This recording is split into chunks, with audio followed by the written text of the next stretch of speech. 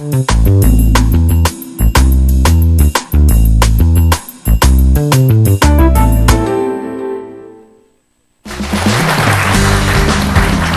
안녕하십니까. 상위 1%만 하는 대한민국의 가치 종목 주식 배틀 상한가 진행을 맡은 조영구 최리나입니다. 체리나 앵커 지난주 방송 나가고 나서 반응이 어땠습니까? 난리 났었죠. 저희 집에서 온 가족이 모여가지고 본방사수를 했는데요. 네. 특별히 어머님의 말씀이 기억에 나요. 어머니께서 뭐라고 말씀하셨어요? 예. 사실 뭐 제 방송 모니터링은 매일 해주시거든요. 근데 처음으로 주식이라는 걸 직접 사보고 싶으시다는 말씀하셨어요. 안 사셨어요?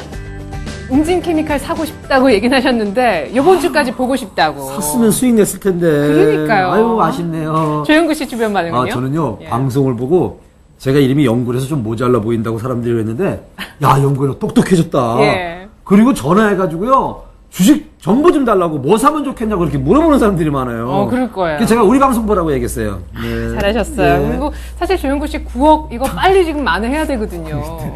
예, 열심히 해서 어떻게든 좀 찾아보도록 하겠습니다. 예. 여러분도 저희와 함께 한다면요 또 이렇게 수익을 내는데 조금 보탬이 될 거라고 생각합니다. 지금부터 본격적으로 시작하겠습니다. 조영구와 최리나가 함께하는 주식 배틀 상한가 지금부터 시작합니다.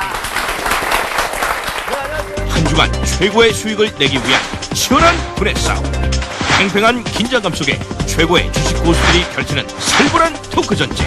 주식 배틀 상한가. 명예도 자존심도 모두 버리고 오직 실력만으로 승부한다. 엎치락 뒤치락 알 수 없는 반전의 수익률 게임. 과연 주식 배틀 최고의 제왕은 누가 될 것인가? 네, 센서울경제 TV와 주식 전문가 방송 센플러스가 야심차게 준비한 주식 배틀 상한가. 오늘도 많은 분들이 함께 공개 방송에 참여하기 위해서 이곳에 달려왔습니다. 네, 그렇습니다. 특별히 세종대학교 그리고 홍익대학교에서요. 주식 증권에 관심 있는 분들이 이렇게 많이 자리해 주셨어요. 네, 감사합니다.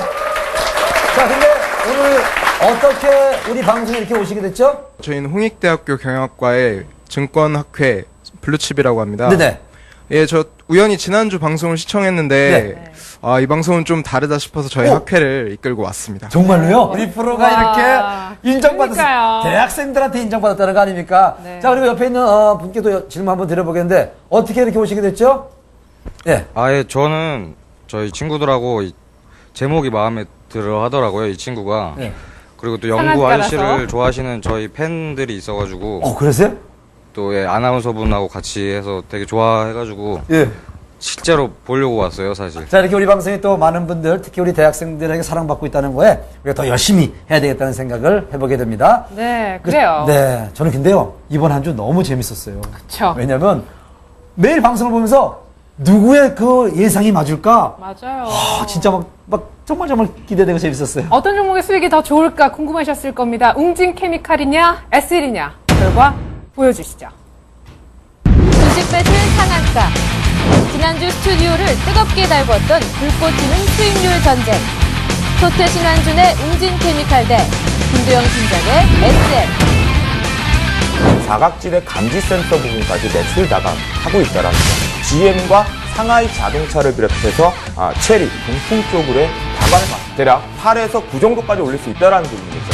이제 현대와 기아차가 미국에서의 대략적으로 100만 대 이상의 생산을 하기로 결정을 했습니다. 태안이라는 회사가 워크아웃이 되었고 그 부분을 웅진코에이라는 회사가 인수했습니다. 실적 발표를 했는데 매출액과 영업이익이 지금 폭발적으로 증가하고 있습니다. 매주 55만 주씩 추가로 매수했습니다. 단가는 1,200억에서 1,100, 국제 연화 가격이 상당히 많이 탄력적으로 상승하고 있는 부분들이 보이시죠? 정수기 사업 부분은 국내의 45%를 차지하고 있습니다. 안정적인 캐시파워도 우리 케미칼이 안정적인 매출의 구조를 형성할 수 있는 부분들이 분명히 있을 것이다. 일주일안에 승부가 가능하다는 겁니까? 네. 가겠죠. 언제나 가긴 가겠는데 간다고 생각을 한다면 뭐 안 가르주시면 뭐가 있겠습니까? 그러시다면 우리 사면 안 되겠네요. 중간하다는 삼척 분자가 할 것 같습니다. 이런 공격적인 방송인지 모르고 참 좋은 방송이다. 인정사정 볼 것 없는 살벌한 토크 배틀. 토트 신한준의 웅진 케미칼이냐, 김도영 팀장의 SL이냐. 두 전문가의 자존심을 내건 한판 승부. 과연 최종 승자는 누가 될 것인가? 아, 9.5% 대 9.7%로 김도영 팀장의 SL이 수익률을 달성하면서 승리를 가져왔네요. 그렇습니다. 0.2%포인트 네. 아니라 0.002%포인트라도 이긴 건 이긴 거죠. 그렇습니다. 예. 사실 저는 쭉 보면서 관심 종목으로 2개를 올려놓고 일주일 동안 쭉 매일 봤었는데요. 웅진 케미칼이 둘 다 월화는 조용하다가 수요일날 팍 튀었습니다. 그렇습니다. 그래서 웅진 케미칼이구나 이랬는데 네. 웬걸요. 예, 막판 맞습니다. 뒤집기라는 게 있더라고요. SL이 또 막판 오늘 금요일장에서 오르면서 그야말로 0.2%포인트 차 따라잡아버렸습니다. 그렇습니다. 아마 제 생각에 한 EU FTA 수혜 뭐 이런 것도 조금 보지 않았을까 싶기도 하고요. 네, 우리 주식 배틀 상한가에서 뭐 웅진케미칼과 SL의 정보를 드렸는데 사신 분들은 그래도 9.7%와 9.5%의 그럼요. 수익을 가져왔다는 거. 네. 수익을 많이 내는 것보다 이렇게 안정적으로 내는 게 중요하다는 거 아닙니까? 그렇죠. 네, 아유, 수익이 났으니까 얼마나 좋아. 제가 이겼네요. 죄송합니다. 네, 만약 수익이 안 났으면은 얼마나 참 우리가 오늘 좀 우울하게 진행을 그러니까 했겠어요. 2회부터. 네. 너무 기분 좋은 그런 마음으로 진행할 텐데 오늘부터는 업종을 하나로 한다면서요? 맞습니다. 이제는 좀 피말리는 대결이 될 것 같습니다. 이제는 아예 한 업종 중에서 괜찮은 종목을 하나씩 전문가들이 가져오게 될 텐데 오늘은 네. 이슈가 되고 있는 겁니다. 어떤 바로 종목이죠? 오늘의 주제 보험주 되겠습니다. 보험주, 특히 보험주에 관심이 있는 분들은 우리가 보험주에 대해서 정확하게 분석해드리고 또 예상을 해드릴 테니까 오늘 보험주 특히 관심을 갖고 지켜보시면 참 좋을 것 같습니다. 네, 그럼 본격적으로 오늘 피말리는 대결을 펼쳐주실 두 분의 전문가부터 소개해드리겠습니다. 자중을 압도하는 부드러운 카리스마. 정확하고 신중한 분석으로 승리 불변의 법칙을 꿈꾼다. 수익을 보는 날카로운 눈. HNBS의 김도영 팀장. 난공불락 탁월한 전략가. 이기지 못할 싸움이라면 애초 시작도 하지 않았다. 냉철함으로 중무장한 주식계의 까도남. 리치인베스트먼트의 김승일 팀장. 네, 오늘도 두 분이 열띤 공방을 펼칠 텐데 자, 이번에 새롭게 인사드리는 분입니다. 리치 인베스트먼트의 김승일 팀장이 나오셨습니다. 요즘 달인이 계속해서 유명해지고 있습니다. 저는 실전 투자의 달인 김성일입니다. 네, 실전 투자의 달인 김승일 팀장이라고 인사했고요. 자, 지난주 우승을 해서 얼굴에 아주 환한 웃음이 핀 분입니다. 자, 우리 HNBS의 김도영 팀장님 자리했습니다. 투자에 자신의 원칙이 없는 상태에서 투자에 매매 진행한다는 건 음주운전과 같습니다. 자, 지난주에 말씀드린 것처럼 자신 있게 냉철한 분석을 통해서 여러분들의 계좌가 빨간색으로 물들 수 있도록 열심히 방송해 보도록 하겠습니다. 야, 여러분의 계좌가 빨간색으로 물들 수 있도록 방송을 하겠다고 했습니다. 자, 우리 김도영 팀장님 아주 팬들이 많이 생겼습니다. 오늘도 아주 좋은 정보를 또 기대하는 분들 많을 텐데. 자, 오늘은 보험주에 가지고 열띤 공방을 펼칠 텐데. 자, 먼저 김승일 팀장은 어떤 보험주 종목을 가져 나왔는지 궁금하니까 먼저 좀 들어보도록 하겠습니다. 어떤 종목입니까? 우선 비상을 꿈꾸는 그 대권 주자 숨어있는 그런 잠룡 종목입니다. 메리츠 화재를 제가 오늘 좀 가지고 왔습니다. 김승일 팀장은 메리츠 화재라고 했고요. 김도영 팀장은요? 네, 저는 시장에서의 인지도와 그리고 자신의 강점을 갖고 있는 부분이죠. 현대해상을 가지고 나와봤습니다. 네, 보험 종목에서 메리츠 화재와 현대해상 두 종목을 가지고 나오셨습니다. 자, 과연 어떤 열띤 공방을 펼칠지 잠시 후에 만나보기로 하고요. 먼저 이슈앤 뉴스를 먼저 듣고 가겠습니다. 체린 앵커. 네, 체리나입니다. 이번 한 주 증시 흐름 하나의 특징이 있었죠. 바로 수급 공백이라는 것입니다. 외국인들의 자금 이탈은 부정설 바로 직전, 그러니까 이번 달 초순부터 본격화되기 시작했는데 문제는 이를 받쳐주기 시작했었던 주체 세력이라 할 수 있는 내국인들의 자금 이탈이 바로 이번 주부터 슬슬 조짐이 보였다라는 것입니다. 때문에 올 들어 처음 2,000포인트를 이루면서 지난주에 끝났던 코스피가요. 이번 주 월요일장에는 다행스럽게 반등을 했는데 화요일장에서는 61선을 장중에만 터치하고 종가 기준 안착을 못 시켰었기 때문에 수요일, 목요일 헤매는 장세가 계속 이어졌었고요. 다행스럽게도 이번 주 마지막 거래일인 금요일장에서 다시금 재차 반등을 해줬습니다. 그래서 2,000포인트를 다시 올려놓으면서 이번 주 마무리 지었습니다. 자, 그래서 단기적으로 많이 빠졌었던 낙폭과대주들도 어느 정도 체력을 회복했다라고도 볼 수 있겠는데 본격적으로 보험주 흐름을 한번 짚어볼게요. 보험주는 지난 2월 금통에서 금리가 올려지지 않고 동결되면서 사실 실망 매물이 나왔었죠. 급락세가 좀 보여졌었다 이렇게도 말씀드릴 수 있을 것 같은데요. 보험회사에서 금리를 굉장히 중요합니다. 자산 운용을 하는 데 있어서 운용 자산 대부분을 예금이라든가 채권으로 운용을 하고 있기 때문에 올려질 금리가 묶여버리면 그만큼 타격이 크다. 이렇게도 볼 수가 있는 거죠. 지금 보험주에 대한 의견은 크게 두 가지입니다. 이번엔 동결됐지만 다음 달 작년 3월부터 금리가 올려지기 시작하면 그래요. 추세적으로 금리는 인플레 잡기 위해서 올라간다라면 상승 여력은 있다라는 쪽도 있지만 아직은 너무 빠르지 않느냐 시기상조 의견도 있다는 거 말씀드리겠습니다. 자, 그럼 오늘의 종목 먼저 메리츠화재 한번 살펴볼까요? 메리츠화재 지난 17일이었죠. 보험회사의 신용평가를 담당하고 있는 AM-Best라는 곳에서 메리츠화재에 대한 신용평가를 매겼는데요. 무려 4년 연속 재정 건전성 면에서 A-등급을 유지했다라고 합니다. 자, 평가 보고서를 보니까요. 2009 회계년도 자본 총계가 6,800억 원, 1년 전 대비해서 약 한 2,500억 정도 늘어났다고 하는데 무엇보다 보험사에서 굉장히 중요한 총 지급 여력이 무려 41%포인트나 상향됐다라고 합니다. 그리고 올해 지주회사 체제 준비를 하고 있기 때문에 시너지 효과 기대해 볼 수가 있겠고요. 보다 철저한 리스크 관리를 통해서 메리츠화재 더 쑥쑥 퍼나갈 것 같다 하는 생각이 듭니다.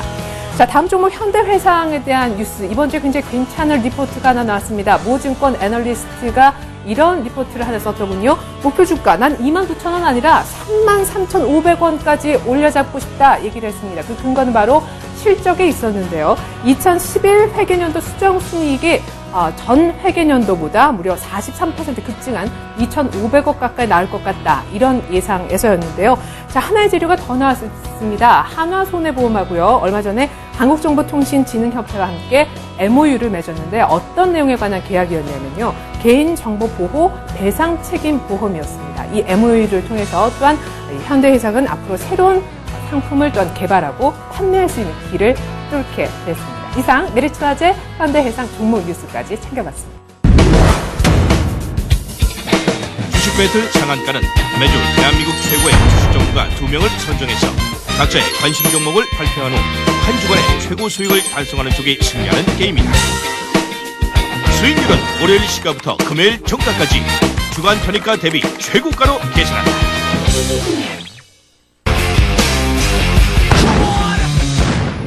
네, 체리나 앵커 수고하셨습니다. 근데 네. 오늘 두 종목에 대한 선정 이후에 참 도움이 됐을 것 같아요. 네, 저도 그러리라 기대를 하고 사실 보험주 굉장히 많은데 오늘 재밌게도 손보주 2개가 선정이 됐었던 것 같아요. 그렇습니다. 예. 그리고 참고로요, 우리 김승일 팀장님이 얼마나 대단하신 분이냐면요. 네네. 하나증권 제15회 투자대 전국 우승자랍니다. 우와. 몰랐어요. 지금 김대영 팀장님, 모르셨죠? 네, 몰랐습니다. 네, 김동훈 팀장님도 뭐 하나 있던데. 네, 저도 실전 투자대 이입상 성적 갖고 있습니다. 그러세요? 예. 그게 자랑할 건 아니었습니다. 네, 다 2위였고요. 예. 성적들 미안합니다. 자, 이제 보험 업종에 대해서 저희가 분석하기 전에 네. 뭘 좀 알아볼까요? 전반적으로 보험 업종에 대해서 업황에 대해서 어떻게 생각하시는지 전반적인 평가부터 좀 들어봐야 될 것 같아요. 두 분 중에 어느 분 먼저 들어볼까요? 자, 먼저 오늘 전국대 우승자 우리 김승일 팀장님부터 보험 업종에 대한 전반적인 흐름 어떻습니까? 우선 저는 보험주 섹터에 대해서 별로 관심이 없습니다. 왜요? 사실은 오늘 저희 제작진님께서 보험주 섹터에 대해서 하나 좀 가지고 와라 해서 제가 보험주 섹터만 좀 가지고 온 측면이 있습니다. 잠깐만, 그러면 원래 이 보험주는 싫어하십니까? 네, 그렇습니다. 그러면 오늘 할 필요 없네요. 어차피 뭐. 아니, 우선 저는 주가를 투자하는 데 있어서 저기 김승일 팀장님도 김동 팀장님이 이기러 왔는데 그래도 잘 안다고 얘기하시지, 그래도 왜 관심 없다고 얘기하셨어요?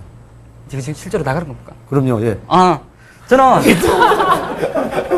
저 이렇게 너무 살살 물어보셔서. 예.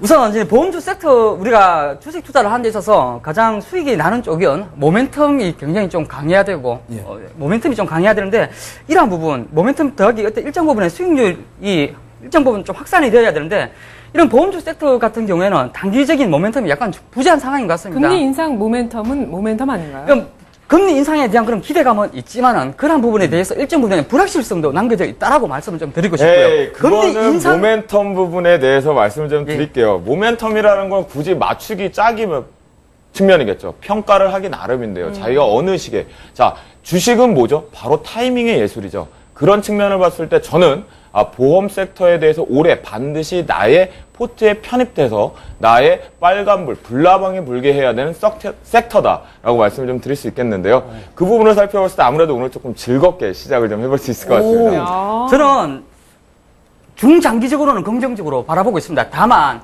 지금 구간에서 우리가 보험주 섹터에 대해서 모멘텀은 있지만은 모멘텀 이후에 이러한 부분이 실적으로 연결되기까지의 과정 굉장히 많은 시간이 필요할 것 같기 때문에 단기적인 관점에서 보험주 섹터에 대해서 주목할 필요가 좀 없다라고 생각하고 저는 있습니다. 거기에 대해서 언급을 드린다면 단기적인 시장의 밸류에이션 부분에 대해서 단기 급락 부분에서 위험성이 좀 도달하고 있었는데요. 그 측면을 살펴봤을 때 수급적인 측면에 보험 업종에 매기가 들어온다는 측면은 긍정적인 시그널이다. 그렇기 때문에 우리가 한 주간의 배틀을 한다 그래도 긍정적으로 또다시 한번 수익 실현을 할 수 있다라고 말씀 좀 드리도록 그래요, 하겠습니다. 맞아요. 사실 뭐 지수는 기간 조정 들어간다라고 하고 이번 주도 제가 앞서 말씀드렸다시피 좀 헤매는 장이었었는데 수급이 보험주에 쌍끌이로 들어오기도 했었거든요. 최근에 그런 굉장히 좀 긍정적인 수급이 좀 연출이 되고 있습니다. 하지만 시장의 지금 중심이 어떤 스마트 모바일 기기 쪽의 그런 확산에 대한 수의 기대감이 커져가고 있는 상황에서 일단은 적극적인 매수가 아니고 시장에서 흘러나올 때마다 약간씩 좀 받아주고 있기 때문에 시장에서 이런 추세를 완벽하게 좀 돌려 세울 수 있는 힘은 없다라고 좀 생각하고 김수진 있습니다. 팀장님은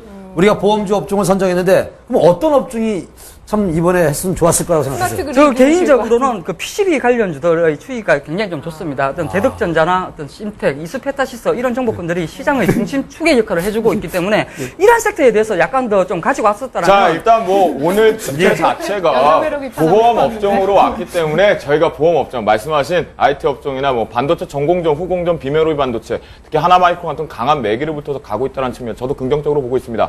하지만 오늘의 주제가 바로 보험 업종이죠. 그 부분 한번 본격적으로 시작을 한번 해보도록 하겠습니다. 자, 우리가 연내 기대감에 대해서 지금 보험 쪽에 대해서는 메리트가 부각이 되고 있다. 그리고 김 전문가께서 말씀하신 것처럼 그 부분을 중장기적인 추세로 봤을 때만 긍정적인 시그널이 발생될 수 있고 단기적인 모멘텀으로 봤을 때 우리가 이익 실현을 빠져나오기에는 조금 지루할 수 있다라고 언급을 좀 하셨는데요. 자, 저는 그렇게 생각하지 않습니다. 기관들의 투자는 바로 아주 단순한 미학을 가지고 시작을 하죠. 기관들 같은 경우는 그렇다면 시장 대비했을 때 왜 시장이 급락하고 있는 부분에 보험 쪽으로 매기가 붙어 있었을까요? 그리고 외국인들에 대해서도 연거푸해서 보험 업종별로에 대해서 순매수 기준은 유지가 되고 있었다는 측면입니다. 이것은 바로 추가 금리 인상이 올해 들어서 2차례에서 3차례 정도 들어올 수 있다는 측면입니다. 즉 금리가 인상을 한다라는 측면은 필수 불가결의 조건이 됐다는 측면이죠. 그렇다면 우리가 시장에 까불지 말고 순응을 해서 그들의 매기가 들어오는 쪽으로 들어가야 된다라고 말씀을 드릴 수 있겠습니다. 자, 그럼 제가 다시 여쭤볼게요. 자, 금통위는 3월 뭐 그래봤자 10여일 정도에 아마 스케줄이 잡혀 있을 거고요. 이쪽엔 분명 괜찮긴 한데 나쁘다는 얘기가 아니다. 근데 단기적으로 모멘텀이 그렇게 강하진 않다라는 이런 얘기였었던 것 같습니다. 자, 이 부분은 우리가 기술적인 분석에 대해서 펀더멘털을 한번 찾아봐야 될 것 같은데요. 이런 부분을 살펴봤을 때 수급적인 측면이 시장 대비해서 강했다는 측면, 그 에너지가 응집되고 있다는 측면이 오늘 같은 시장 대비 급반등 속에서도 보험주의 매기가 들어왔다는 측면이죠. 이런 걸 필두로 살펴봤을 때 금리 인상의 단순 기대감에 모멘텀을 실을 것이 아니라 그들의 수급으로 들어오고 있다면 시장에 두려워하지 말고 수급이 견고하게 들어가는 업종에 대해서 그리고 자신 있는 종목에 대해서 한번 우리가 매기를 붙여보자라고 말씀드릴 수 있겠습니다. 우리 김도영 팀장이 얘기하는 거에 대해서 보험업종 흐름에 대해서 김수진 팀장님 어떻게 생각하시는지 지금 하신 말씀에 대해서. 사실 그렇습니다. 지금 우리가 지금 물가 상승, 이게 물가의 그런 가격 지표를 놓고 바라본다라면은 여러분들 지금 장바구니 좀 많이 들고 계실지 모르겠는데요.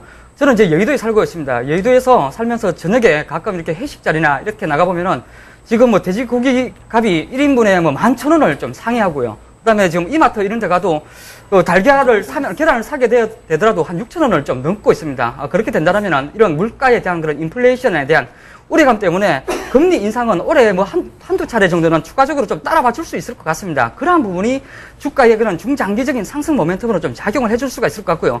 최근에 어떤 외인과 기관들 쪽에서의 그런 긍정적인 수급 또한 인정을 할 수가 있습니다. 예. 다만 이러한 섹터보다는 그래도 반도체 쪽에 대한 그런 매기의 집중이 좀 더 강하기 때문에. 저 김수진 팀장님 반도체는 알겠는데요. 네. 우리가 오늘은 보험주니까 네. 일단 보험주에 대한 정보를 좀 줘야 되거든요. 그러면 한 주 동안 저희가 자, 보험주에 대한 정보를 제가 다시 한번 드리도록 하겠습니다. 아무래도 제가 드릴 수 있습니다. 네. 보험주에 대한 정보 있긴 있으세요? 저 보험주 섹터에 대해서 그렇게 모르진 않습니다. 왜 그런가 하면요. 반도체 얘기하지 마시고 네, 보험주만 알겠습니다. 하세요. 여러분들이 투자를 하는 데 있어서 보험주 하면은 약간 꺼려지는 부분이 있는데 왜 그런가 하면은 보험주가 왜 적극적으로 매매를 풀기가 어려운가 하면은 보험주가 어떻게 이러한 부분 저러한 부분에 인해서 이게 수혜가 될 것이다. 이러한 메커니즘을 이해하기가 상당 부분 좀 어려운 측면이 있어서 그렇습니다. 자, 맞습니다. 그 부분에서 메커니즘 측면에서 말씀드린 저도 보험업종에 대해서는 똑같이 동일하게 의견에 대해서는 더 이상 언급을 할 수는 없을 것 같습니다. 하지만 보험업종, 제가 앞에서 말씀드렸죠. 자, 수급적인 측면을 봤을 때 시장의 대응력을 가지고 우리가 매매를 해야 된다는 측면이다. 예. 자, 열심히 일한 당신, 떠나야 되겠죠. 그죠. 그러려면 시장 대비해서 시장이 무섭다라고 해서 무조건 손 놓고 있을 수는 없습니다. 그 측면에서 수급이 들어오는 측면을 살펴봤을 때 보험업종 나는 매력적으로 본다라고 말씀을 좀 드리겠는데요. 그 부분에 대해서 올해 부분에서 반드시 섹터 쪽에 그리고 관심 종목 쪽에도 편입을 하고 매수 진입을 해서 이익 실현을 빠져나와야 되는 측면이다. 자, 수급적인 측면 한번 보겠는데요. 최근 들어서 1월 3일부터 2월 18일 현재까지의 외국인과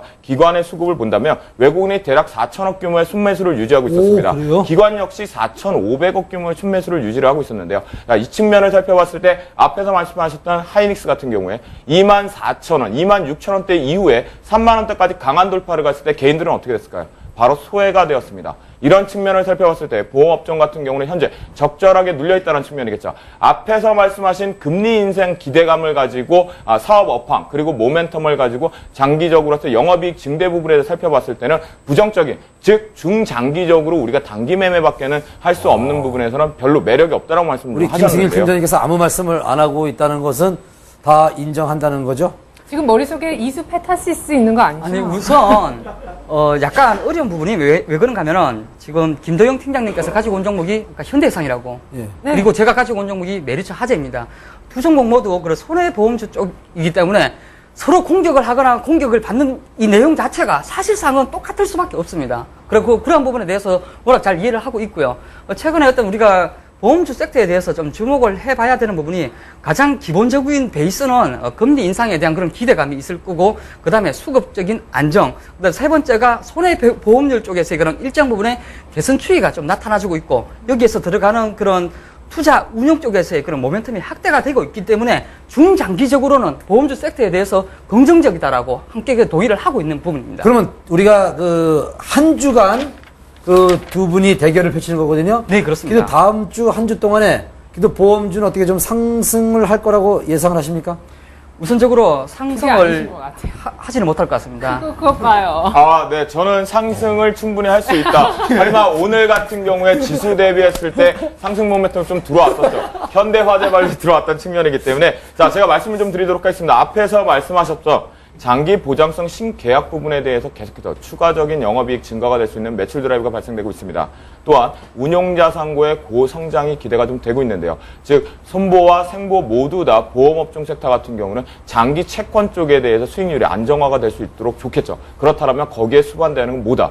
바로 금리 인상 부분이라고 보시면 될 것 같습니다. 다음으로 본다면 요즘 최근 들어서 모두가 다 알고 계실 텐데요. 자동차 손해율에 대해서 개선안이 지금 발표가 좀 되었습니다. 그래서 16일자를 필두로 해서 자동차 손보호 개선 부분에 대해서 자동차 보험이 출시가 좀 되었는데요. 이 측면을 봤을 때 손보업체들의 영업이익 증대는 불보듯 뻔하다는 측면이겠죠. 이 측면을 살폈을 때 수급적인 측면이 놓지 않고 있다는 것에 포인트를 한번 잡아야 될 것 같습니다. 그렇기 때문에 시장 대비했을 때 우리가 견고하게 가져갈 수 있다라고 자신있게 말씀드리도록 하겠습니다. 네, 지금 김도영 팀장님 계속 아까부터 수급 얘기를 하시는데요. 사실 수급하면은 최근에는 삼성생명 아닌지요? 네, 맞습니다. 삼성생명을 필두로 삼성화재 같은 경우, 자, 보시는 바와 같이 최리나님께서 말씀하신 거 맞습니다. 금리 인상의 기대감을 가지고 개인들과 함께 같이 올라갔었습니다. 근데 금리가 2월 달에 동결이 좀 됐었죠.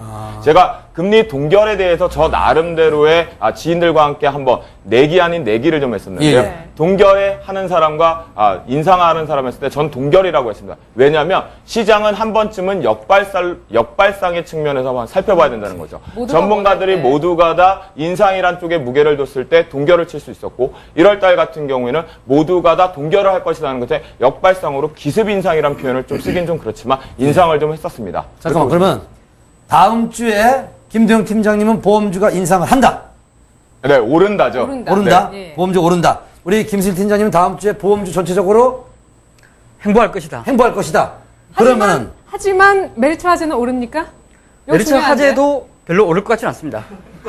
그러세요? 네, 그렇습니다. 오늘 방송은 이렇게 끝으로. 그래도 메리츠 화재가 그래도 얼마의 순이익을 낼 거라고 예상을 하시니까? 저 우선적으로 다음 주에 주가가 급하게 오를 자리는 아닌 것 같은 이유가 지난번에 2월 달에 그런 금리 동결이 있었고 나서 실망성 매물이 급하게 좀 수리가 되었었습니다. 이러한 매물, 즉, 급매물의 일정 부분의 소진을 나타내 주어야 되는데 이러한 부분에 대한 그런 기간 조정이 아직까지 형성이 되지 않았기 때문에 다음 주 정도에는 기간 조정 정도가 형성이 될 것 같아요. 잠깐만요. 그리고 김신 팀장님, 이도 배틀이니까 이기셔야 될 거 아니에요. 그래도 보험주가 행보한다고 하지만 그 중에서도 올라갈 거를 간다고. 메리츠화재로 올라갈 것 같아서 갖고 오신 거 아니에요? 지금 보험주 섹터 중에서는 그래도 가장 매력적인 종목이 메리츠 화재였기 때문에 왜입니까? 왜? 최근에 어떤 뭐 지주회사 관련한 그런 모멘텀이 크게 좀 확대가 되고 있고요. 그다음에 손해보험률 쪽에서 그런 개선 추이가 좀 더 빠른 것 같습니다. 우리 김신 팀장님이 저희 2분 드릴 테니까 우선 2분 발언을 좀 한번 할 수 있는 시간을 드리도록 하죠. 나는 왜 메리츠 화재를 꼽았는가? 2분 드리겠습니다. 아까 좀 설명을 했던 것과 똑같은 부분인데요. 종합을 우선적으로 그 보험주 섹터 자체에서 이 종목만 따로 놓을 수는 없다라고 생각을 합니다. 가장 기본적으로 금리 인상에 대한 그런 기대감이 중장기적으로는 펼쳐질 수가 있을 것 같고요. 그다음에 손해보험률 쪽에 대한 그런 개선이 계속해서 나타나주고 있습니다. 우리가 좀 도덕적인 해이다라고 말씀을 좀 드리고 싶은데 자동차 그 자차 보험을 좀 들고요. 여기에서 우리가 차를 많이 좀 끌고 먹거나 이러면은 한꺼번에 가서 그냥 우리가 오히려 더 끌고 가지고 다 고치는 그런 경우도 많은데 그렇게 되었을 시에 보험사 쪽에서는 굉장히 좀 불이익을 좀 많이 당했었습니다. 그리고 또 정부에서도 물가가 계속해서 올랐었기 때문에 보험료 인상 자체를 굉장히 좀 막아 있었는데 이러한 부분에 대한 제도적인 완화가 최근에 좀 나타나주면서 보험주 전반적으로 해서 좀 온기가 확산이 되고 있는 추세인 것 같습니다. 그러한 중심에 메리츠 화재가 서 있다고 생각을 하기 때문에 오늘 제가 가지고 온 종목은 메리츠 화재입니다. 2분 발언되었습니다. 2분 지났나요? 안 지냈습니다. 2분 지나면 페널티 먹나요? 2분 지나면은 벌점 있습니다. 아, 네, 알겠습니다. 네, 벌점을 수익으로 안 하면 되죠, 뭐. 네, 알겠습니다. 제가 오늘 가지고 온 거 앞에서 언급드렸던 바로 현대해상입니다. 동사를 우리가 한 5가지 측면에서 한번 살펴보도록 하겠는데요. 첫 번째, 향후 추가 금리 인상은 필수 불가결 조건이다 언급을 좀 드렸습니다. 물가 안정화 그리고 기대 인플레이션의 한은의 결과치를 3,010% 급등 부분에 대해서 이 부분을 잡을 수 있는 것, 단기적인 부분에 대해서는 금리 인상 조치밖에 없다라는 필수 불가결 조건이겠죠. 그렇기 때문에 장기 채권 쪽에서 유리한 운용 자산 능력을 가지고 있는 현대해상이 이 부분에 대해서 금리 인상 수혜를 직접 같이 받을 수 있다는 측면을 보시면 될 것 같습니다.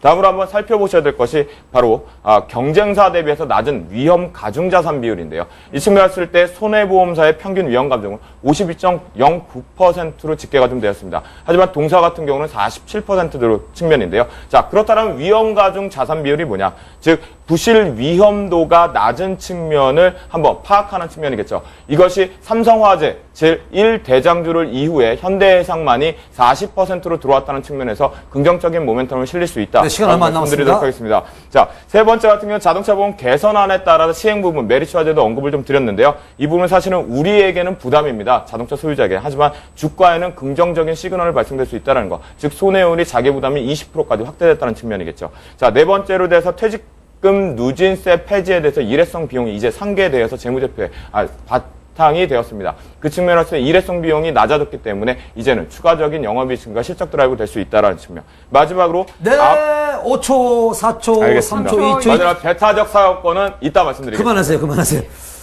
그래요. 얘기를 들어보니까요. 사실 그래요. 같은 또 손보주까지 들고 나오셨기 때문에 제 머릿속에 사실 남는 건요. 이쪽은 지주회사 체제로 갈 수 있다. 뭐 그런 쪽의 재료를 조금 더 엑스트라로 갖고 계신 것 같고 김병 팀장님은 좀 전에 이제 열심히 설명하신 다른 경쟁사 대비 그 경쟁사는 메리츠 화재도 얘기할 수 있겠죠. 위험 가중자산 비율이 낮다. 뭔가 이거 들고 있으면 굉장히 위험한데 그 위험 짐을 좀 적게 들고 있다. 뭐 이런 얘기를 하시는 것 같습니다. 체리나 이거 진짜 똑똑하죠. 왜 정말 그러세요? 전문가예요. 자, 수익을 못 내서 그렇지 아는 건 맞습니다. 네, 정확한 맞는 지적이었고요. 자, 이제 얼마에 사야 되는지 또 얼마만큼까지 수익을 기대할 수 있는지 가장 중요한 가격 얘기 들어보겠습니다. 네. 김승희 팀장님 먼저. 자, 기술적인 분석을 통해서 한번 좀 잡아보도록 하겠습니다. 일단은 주가가 어느 정도는 주가가 하방 경직을 좀 확보를 해나갈 수가 있다라고 좀 생각을 드는데 약간의 출렁임, 일정 부분의 가격 조정이 조금 더 형성이 될 수 있을 것으로 생각이 들고 있습니다. 급등락이 좀 그래서 심했네요. 9,200원 정도의 단가를 준다라면 매수 관점을 좀 잡아보시고요. 단기적으로 목표는 한 11,000원, 손절 라인은 8,900원으로 설정을 하고 좀 끌고 가보도록 하겠습니다. 손절도 굉장히 넉넉하게 보시고 아무튼 전 고점까지는 갈 거다. 20% 정도 네, 한 주 동안의 수익을 낼 수 있다. 한 주는 조금 무리인 것 같고요. 약간 중장기적으로 그렇게 갈 수 있다고 생각하고 있습니다. 저희는 한 주만. 네, 긍정적으로 보고 있습니다. 네. 예. 긍정적으로 약간의 그 포즈가 좀 마음에 걸리는데요. 근데 만약 김승일 팀장님이 예상한 게 적중하면은 네. 이분 뜨는 거예요. 맞아요. 괜히 이것도 다 작전일 수 있어. 약간 수 자신 있어. 없는 것처럼. 맞아요. 나 공부를 별로 안 해서 이랬는데 막 100점 뭐 이런. 그래요. 자, 우리 김동현 팀장님께서. 그렇게 말씀하시니까 솔직히 좀 불안한데요. 자, 편의과 현대해상 같은 경우는 지금 현재 기준했을 때 28,350원 오늘의 금요일날 종가 부근에서 조금 매물대 부분은 발생이 될 수 있습니다. 하지만 수급적인 에너지 측면을 봤을 때 이번 주 측면을 고려한다면 26,900원에서 27,400원 정도의 밴드에 대한 매수 진입 유효하다고 말씀 좀 드리겠고요. 1차 목표가는 29,400원을 단기적인 성향에서 1주 배틀 차원에서 언급을 좀 드리도록 하겠습니다. 최종 2차 목표가는 정고점을 돌파하고 나서 등배 형성에 되어 있는 33,400원을 제시해드리고 여러분이 반드시 지켜야 될 거 하나 있죠. 바로 손절가 22,500원을 제시해드리도록 하겠습니다. 예. 자, 손절은 왜 그렇게 보시는 거예요? 제가 보기에는 두 분 다 손절 라인을 굉장히 넉넉하게 잡으시는 것 같아요. 그 얘기는 곧 손절은 그러니까 이 가격까지는 안 빠질 것 같은 가격으로 저 밑에 가격을 불러주신다는 건데요. 네, 일단은 저 같은 경우도 22,500원 앞에 부분에 대해서 섹터다 보니까 중장기적인 측면은 고려했을 때 긍정적인 시그널이 발생될 수 있다는 측면이겠죠. 그런 측면을 살펴봤을 때 22,500원을 제시를 해드리는 부분에 대해서는 25,000원 부분에 대해서 강력한 지지 라인은 좀 발생되고 있습니다. 하지만 그 부분을 이탈했을 때 직전 저점에서 다시 한번 끌어올리는 힘에 대해서 한번 우리가 타이밍 싸움을 할 수 있었던 자리가 바로 분석 결과 22,500원이 나왔는데요. 그 부분을 이탈할 경우에는 우리가 손절로 대응을 하자라고 말씀을 드리는 것입니다. 네.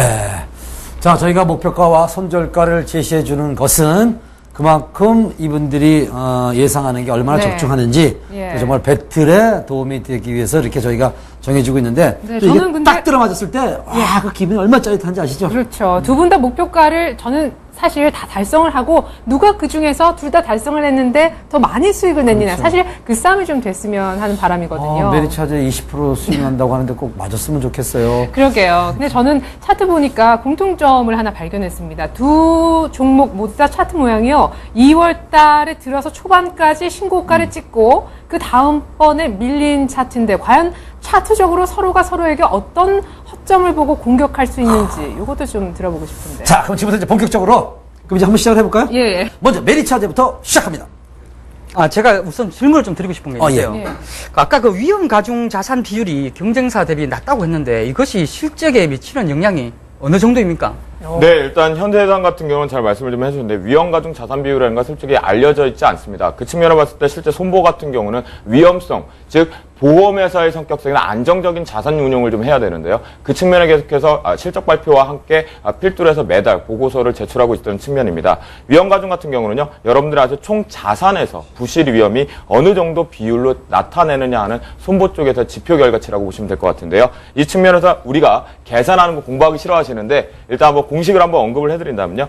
주식의 경우는 위험 자산 비율이 100%로 잡힙니다. 하지만 국공채에 대해서 채권 부분에 대해서 투자할 경우는 10%를 잡힌다는 측면이겠죠. 그런 측면에서 볼 때 위험 자산 부분이 40%로 삼성화재를 다음으로 두 번째 낮다라는 측면은 그만큼 위험 회피에 대한 리스크를 줄여나가고 있다는 측면을 보시면 될 것 같습니다. 네. 그러니까 그게 이제 뭐랄까요? 네, 그 부분에 이제 수익이 말씀을 좀 어떤 드리면요. 영향을? 그렇죠. 예. 주식의 100% 해서 지금까지 운용을 했던 측면이 금리 인상을 필두로 해서 장기채 쪽에 대한 국공채와 회사채 쪽으로 넘어갔을 경우에 안정적인 매출 드라이브와 함께 안전자산에 대해서는 선호도가 높아지게 되겠죠. 그러면 지급준비율이 또다시 한번 급등을 하면서 부분에 대해서 손해배상 부분에 대해서는 안정적인 일회성 비용이 절감될 수 있다는 효과가 있는 거. 네. 그리고 채권 부분에 대해서 금리 인상 기조와 함께 같이 영업이익의 증가 부분을 가져올 수 있다는 측면입니다. 네, 죄송한데 조금만 더 쉽게 설명해 주시면 많은 도움이 될 것 같네요. 네, 일단 한마디로 말씀을 좀 드리면요. 위험 가중 자산 비율이 낮아진다라는 것은 먹을 수익을 많이 먹지는 않지만 안정적으로 먹음으로 인해서 보험을 피보험자에게 내가 지급받을 돈은 안정적으로 주겠다는 측면입니다. 그 얘기는 안정적인 보험회사만이 영업실적이 증가될 수 있다는 측면이겠죠. 네, 예. 어떻게 도움이 되셨습니까? 질문하신 거? 한 개 더 궁금한 게 있습니다. 지금 오늘 저기 질문하러 오신 게 아니고요. 공격, 공격. 배틀하러 오셨거든요. 네. 예. 그러니까 아까 그 안보험이 굉장히 좀 많은데요. 이게 배타적 사용권을 좀 보장받았다고 했는데 시간이 없어서 끊어졌었거든요. 네. 그 부분에 대한 좀 설명이 좀 필요한 것 같습니다. 네, 일단 배타적 사용권 같은 경우는 우리 투자자분들이 좀 이해하기가 좀 사실 어렵습니다. 네네. 배타적 사용권 같은 게 특징을 아무래도 지금 현재 여러 가지 보험 상품에 대해서 언급이 되고 있고 상품이 좀 출시가 되어 있는데요. 그 측면을 봤을 때 배타적 사용권은 그들의 특성이 인정됐다는 측면이기 때문에 타사, 즉 경쟁사가 그 똑같은 상품을 베껴서 출시를 못하게 한다는 측면입니다. 그 측면에 대해서 메리츠화재도 사실은 좀 가지고 있거든요. 일종의 특허 같은 건데. 네, 그런 일종인데 기간을 조금 짧게 주는 것뿐입니다. 근데 현대해상 같은 경우 안보원이 우후죽순 좀 생겨 있는 측면이겠죠. 하지만 최근 들어서 3개월 부분에 대해서 배타적 사용권을 보장을 좀 받았는데요. 그 측면이라는 건 사후 세계보다는 사전 세계에 대해서 강점을 가져가야 되는 보험사의 입장에 있을 때 메리트가 발생하겠죠. 자, 하나를 말씀드리면 대한민국이 바로 암 환자들에게 가장 위험한 질병 중에 하나라고 하잖아요. 그런 측면을 봤을 때 이 배타적 보장권을 갖고 있다라면 그 영업이익 실적에서는 또다시 한번 턴어라운드 될 수 있다라고 말씀드릴 수 있겠습니다. 그렇다면은 네. 우리 김승일 팀장께서 제시한 목표가 다음 주에 김두영 팀장께서는 도달할 수 있을 거라고 생각하십니까? 네, 일단은 저는 그 부분은 조금 제 현대해상보다는 낮게 조금 가지 않을까 네. 말씀 좀 드리겠는데요. 그 부분에 하지만 김승일 전문가님께서 말씀하신 것처럼 단기 목표가를 설정할 수 있다라는 측면은 수급적인 측면이 기관의 매기가 메리츠화재에 좀 강하게 붙어있다는 측면이 가능하다라고 말씀드리도록 하겠습니다. 어떻습니까? 예. 김승일 팀장께서는 김두영 팀장의 목표가 어떻게 도달할 것 같습니까?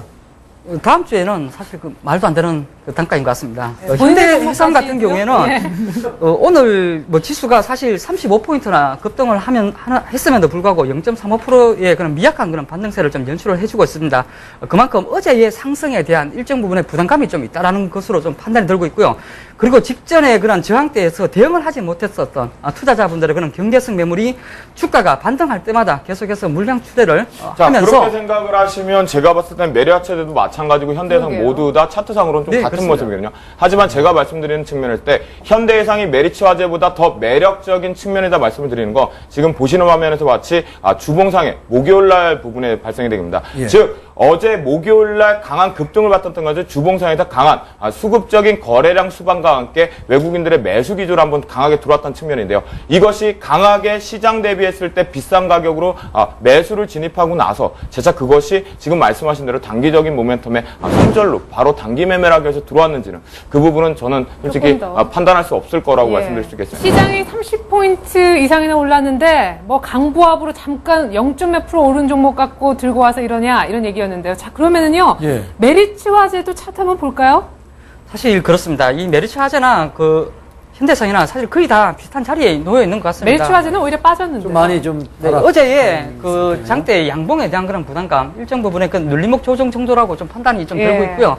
최근에 어떤 이러한 부분에서의 그런 긍정적인 수급이 계속해서 좀 연출이 되고 있는 것 같습니다. 그래서 굉장히 좀 쌍끌이 매수세의 유입이 좀 나타남에도 불구하고 주가가 시장을 쫓아가지 못하는 그런 수익률을 만들어주고 있는데 이러한 부분은 직전의 그런 저항대이죠. 그리고 지난번 금리 인상에 대한 그런 실망성 매물이 아직까지는 상당히 좀 두텁기 때문에 주가가 반등을 하는 데는 일정 부분의 시간이 좀 필요한 시점인 것 같습니다. 현대해상과는 달리 이런 데 이렇게 갭이 굉장히 많이 보입니다. 네, 그렇습니다. 굉장히 급등락도 심하고 이렇게 봉들도 굉장히 길다, 촘촘하지 않고 물론 지금 그런 생각이 드는데요. 지금 이렇게 다른 지금 일봉으로 보여주시는 건가요? 계속 만지시니까 자, 이런 갭들을 다 매우로 좀 가지 않을까 싶기도 한데 왜 이렇게 봉 길이도 길고 급등락이 심한 거죠? 현대해상과는 좀 차이점이에요. 아무래도 현대해상과 그 메리츠화재는 약간의 그 등락이 좀 차이가 있을 수가 있습니다. 이 종목이 좀 더 가볍다라고 좀 말씀을 좀 드리고 싶고요. 네. 그리고 최근에 어떤 시장에서의 그런 투매적인 하락세가 좀 나와 주었기 때문에 그런 부분에 현대해상보다는 조금 더 영향을 받았던 측면이. 정말 두 분 열띤 분석. 네, 그렇습니다. 오늘 체리나이거 어떻습니까? 글쎄요, 보험주 들고 오기 싫었는데 라고도 하시면서 우리 김승일 팀장님도 내심 지고 싶진 않은 오히려 뒤에 오면서 조금 긴장이 풀리신 듯합니다. 때문에 초반에 어떤 기선제압에 우리 강한 김도영 팀장님의 현대해상도 어떻게 될지 모른다는 생각이 듭니다. 네, 중요한 것은 보험주에 관심 있는 분들에게 아주 많은 또 정보를 줄 수 있는 그런 또 시간이 아니었나 싶습니다. 네. 오늘 특히 이제 우리 대학생 우리 주식 동아리 우리 학생들이 많이 오셨는데 우리 이 학생들은 어떤 점이 궁금한지 지금부터 질문을 좀 받아보는 시간을 갖도록 하겠습니다. 먼저 나 질문할 거 있다. 손 한번 들어보세요. 예. 자, 질문해 주시기 바랍니다. 네, 우선 김성일 팀장님에게 질문 좀 드릴 텐데 아까 보험주를 굉장히 안 좋게 지금 보고 계시거든요. 혹시 보험주에 관심 있는 분들 중에서 이번 주에 이 주식만은 절대 사지 마라, 이 주식만은 피해라 이런 종목이 있으신지. 오. 안 그래도 안 좋게 예. 보는데 이건 진짜 안 좋다. 다 사지 말라고는 안 하겠죠? 지금 보험주 자체를 너무 부정적으로 바라보지는 않습니다. 안 사도 될 만한 그런 종목은 없다라고 생각을 하고요. 다만 매수가 당장에 급한 자리는 아닌 것 같기 때문에 매수 자체를 약간 좀 늦춰서 갈 필요가 있다라고 말씀을 좀 드리고 싶습니다. 장기적으로는 보험주가 강세인데 네. 다음 주 한 주 동안의 수익을 내기에는 보험주가 조금 약세다. 네, 그 중에서도 네. 제일 약한 게 뭐니 하는 질문의 대답은 아직 안 하셨어요. 네, 그렇습니다. 전체적인 모멘텀이 그냥 같이 가기 때문에 어느 한 종목을 놓고 바라볼 수가 없어서 그렇습니다. 네, 왜냐면 그 종목을 또 잘, 네. 네, 그 부분에 대해서 제가 이제 짧게 말씀을 좀 드리면요. 자, 다음 주 부분이 아니라 실제로 손보 그리고 생보 쪽에서 조금 매수를 해도 단기 급등 가는 부분에 하지 말아야 될 건 바로 동양생명이라고 말씀을 좀 드리도록 하겠습니다. 동양종금발에 대해서 채권 부분의 문제, 부실 부분에 대해서 지주사 성격 쪽에 대해서 로테이션 형식으로 돼서 동양생명 쪽에 위험 부분에 노출되어 있다는 부분 한번 포인트를 한번 잡아보셔서 공부하셨으면 좋겠습니다. 질문은 이쪽에 있는데 대답은 김정 팀장님 시원하게 주셨습니다. 자, 또 궁금한 점 있는 분? 예, 질문해 주시기 바랍니다. 홍익대학교 블루칩입니다. 네. 네, 김승일 팀장님께 질문 드리겠습니다. 한 이틀 전인가요? 신문 기사에서 무디스 신용평가에서 메리츠 화재에 대해서 신용 등급 하락을 고려하고 있다는 기사를 본 것 같거든요. 네. 예, 그래가지고 최근에 하락세의 원인이 그런 지주 회사 전환으로 인한 리스크를 좀 반영한 것 같은데 이거에 대해서 너무 확신적으로 주식 주가에는 상관이 없을 것이다라고 자신할 수 있으신지 한번 궁금합니다. 무디스가 괜히 우려하는 게 아닐 텐데. 우리 학생들이 그러니까요. 거의 전문가입니다. 정말 홍대 이런 질문이 날아올 거라고는 상상도 못했습니다. 굉장히 좀 많이 당황스러운데 사실 이제 그러한 그 무디스에 대한 그런 경고 조치가 일정 부분 있었고요. 거기에 대한 그 반박 자료를 제가 알기로는 그 메리츠 화재의 그 김지영 애널리스트 분께서 그 잘 썼던 것을 제가 좀 알고 있었습니다. 그래서 오늘 사실 제가 이 방송을 나오기 전에 그 김지영 애널리스트 분과 한 거 좀 통화도 좀 여러 번 해봤었는데 그러한 부분에 대한 우려감을 아까 제가 말씀을 했던 거 거기에 다 녹아져 있다라고 좀 말씀을 좀 드리고 싶습니다. 이미 다 알고 나는 네, 애널리스트랑 맞습니다. 통화까지 네, 했다. 그분은 아까 부분에서 김승일 전문가님께서 제대로 언급을 해주셨어요. 그 부분 같은 경우는 4월 달에 RBC 제도 의무화 부분에 대해서 개선 정책이 나왔었는데요. 그 측면을 가지고 무디스에서 언급을 좀 했습니다. 즉 지주사 성격 쪽에서 단기적으로 2천억 규모 부분에서 손실, 단기 일회성 비용이 발생될 수 있다는 측면 때문에 무디스가 신용등급 하향 부분을 언급을 좀 했었는데요. 그 부분에 말씀 아까 다 했기 때문에 다시 한번 돌려서 보시면 알 수 있을 것 같고요. 그 측면 봤을 때 메리츠 화재 측면도 그렇게 불안전하지는 않다라고 말씀드리도록 하겠습니다. 우리 김도영 팀장께서 오히려 공부를 참 많이 해가지고 오셨어요. 이번엔 약간 상대방을 더 도와주는 그런 얘기까지 하셨습니다. 예, 아주 보기 좋은 훈훈한 질문에 시간이었습니다. 됐나요? 불을 지르는 공격과 속 시원한 반격. 베테랑 대 베테랑이 만났다. 스튜디오를 뜨겁게 달군 주식 배틀. 과연 가장 높은 수익률을 달성한 최고의 종목. 정말 모르겠습니다. 저는 일단 두 분들이 워낙 분석을 잘 해가지고 오셔서 어떤 종목에 좀 더 끌리세요? 이쯤이면 언제나 던지는 질문이지만. 저는 김도영 팀장님 거 사고 싶어요. 왜요? 왜? 지난번에 이쪽 분 하시더니. 이쪽에 자꾸 자신 없다니까. 그러면 저는 그냥 이렇게 다 2대0 할 수 없잖아요, MC가. 그렇죠. 예, 저는 삼성생명 안 되고, 저는 메리츠 화재. 왜냐하면 아까 굉장히 가볍다 그랬기 때문에 사실 주가의 미래는 밑거리에도 아무도 모르는 거거든요. 이게 재료가 또 갑자기. 그렇죠. 그래서 메리츠 화재 저는 일단 한번, 근데 우리 심정. 체린 앵커, 김승일 팀장께서 보험주는 좀 다음 주엔 좀 이렇게 큰 수익을 못 낼 거다라고 얘기했어요. 하지만 난 이 보험주 들고 나오고 싶지 않다라고 얘기했는데 아까 IT주 얘기했거든요. 그럼 좀 이왕 나오신 김에 보너스로 좀 우리 종목 좀 추천해 주세요. 아까 바로 여기 있습니다. 이미 준비를. 신택입니다. 우선 최근에 어떤 스마트 모바일 기기 관련해서 굉장히 모멘텀이 좀 확대가 되고 있는 것 같습니다. 우리가 지금 스마트폰도 되게 많이 사용을 하고 있고요. 그다음에 태블릿 PC 쪽으로도 굉장히 동사에 PCB가 다 들어가고 있는 그런 상황인 것 같습니다. 최근에 어떤 거래 자체도 굉장히 좀 증가를 하고 있고 수급마저도 긍정적인 흐름이 좀 나타나주면서 이제 직전의 저항대를 돌파를 하면 새로운 추세들을 만들어 줄 수 있을 것으로 생각이 들고 있는데요. 그렇게 된다면 심텍에 대해서 단기적으로 또는 중기적으로 관심을 가져도 된다라고 생각을 하고 있고 현재 PER 수준이 한 5배 정도에서 거래가 되고 있다는 점도 감안을 해보신다면 충분히 알겠습니다. 네. 어떠세요? 지금 심택을 추천해 주셨는데. 네, 저도 좋아라는 종목이고요. 지금 관종에 있습니다. 그리고 실제로 매매를 해서 이익 실현으로 몇 번 빠져나온 종목이라고 말씀을 좀 드리도록 하겠습니다. 그럼 김동 팀장님도 서비스 하나 주세요. 네, 저는 서비스 드리지 않겠습니다. 왜냐하면 제가 가져온 현대해상에 대해만 해도 여러분들이 분석하는데 어려움이 있기 때문에 현대해상 그대로 밀고 나가겠습니다. 나는 판을 벌리지 않겠다. 김승현 팀장님. 괜히 팔을 벌린 격이 됐어. 제가 생각을 했을 때는 다음 주에 한번 이 결과를 놓고 보시면 알겠지만 현대해상 시장 수익률 전혀 못 따라갈 것 같습니다. 우리 김동 팀장님 네, 반격하셔야죠. 한번 네, 반드시 시장 대비해서만 수익률을 챙겨야 된다는 보장은 없겠죠. 단기적인 모멘텀을 단순 기법을 가지고 해서 내가 원하는 나의 원칙을 대해서 3%든 5%든 이익 실험을 하고 나오면 그것이 성공한 투자라고 말씀드릴 수 있겠습니다. 메리차제는요? 메리츠화재 같은 경우에도 저도 같이 가게 올라갈 수는 있겠지만 강한 가볍기 때문에 더 올라갈 수 있다고 말씀 좀 하셨는데요. 현대해상 같은 경우는 그 무거운 주식이라고 언급을 하면서도 한번 탄력이 붙으면 더 세게 올라가는 측면이기 때문에 제가 더 이길 수 있다라고 자신 있게 말씀드리도록 하겠습니다. 그래요. 역시 우리 주식 배틀 상황가 재밌어요. 저 마음 바뀌었어요. 심택. 우리 김승현 팀장님 안 갑니다. 예. 아까 심택 설명하실 때 제일 밝으시고 그랬어요. 그 1분이. 저 오늘 예. 좀 많이 긴장했습니다. 근데 이게 막판에 오니까는 다 풀려버린 것 같아요. 저 다음에 꼭 좀 초대해 주셔서 다음에는 진짜 제대로 된 실력 한번 보여드리도록 하겠습니다. 주식 배틀 상한가는 시청자 여러분들에게 항상 열려있는 프로그램입니다. 방청을 원하시는 분들은 센 서울경제TV 홈페이지에 들어오셔서 글을 남겨주세요. 금요일 저녁 라이브한 공개방송을 함께하실 수 있습니다. 저희 주식 배틀 상한가는 최고의 스탁파이터에 도전하고 싶으신 주식 고수들을 찾고 있습니다. 자신 있는 주식 전문가들의 많은 참여를 바랍니다.